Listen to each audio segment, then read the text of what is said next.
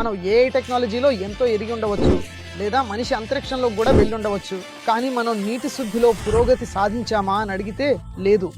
ఈ రోజు కూడా చూస్తే నీటి శుద్ధి లేదా నీటిలోని ఉప్పును తొలగించడం అనేది ఒక పెద్ద సవాలు. కానీ మన దేశంలో చాలా మంది ఒక చిన్న స్టెయిన్లెస్ స్టీల్ పరికరం లాంటిది పెట్టుకుని దాని లోపల ఒక అయస్కాంతం ఉంచి ఈ వైపు ఉప్పు నీరు పోస్తే ఆ వైపు మంచినీరు వస్తుందని చెబుతారు.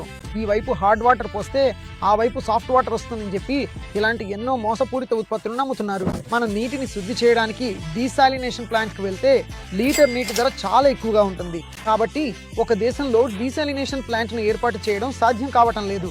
అందుకే పక్క రాష్ట్రాలతో గొడవ పడి నీటిని తెచ్చుకుంటున్నారు. లేదా వీరాణం ప్రాజెక్టు వంటి వాటి కోసం 10,000 కోట్లు, 30,000 కోట్లు ఇలా కోట్ల రూపాయలను కేటాయిస్తున్నారు. అంత చేసిన నీటి కోసం పోరాడుతున్నాం, మరి ఈ చిన్న పరికరం మీకు ఎలా పనిచేస్తుంది? కాబట్టి ఈ ఉత్పత్తి పూర్తిగా వృధా మరియు మోసం. ఒకటి, మీరు రెసిన్ ఆధారిత వాటర్ సాఫ్ట్నర్ను కొనిందే. ఒకవేళ మీరు ఖర్చు చేయగలిగితే హోల్ హౌస్ ఆరో ప్లాంట్ను కొనండి. ఇలాంటి నకిలీ వాటర్ కండిషనర్ ఉత్పత్తులను కొని మోసపోకండి. మనం ఏ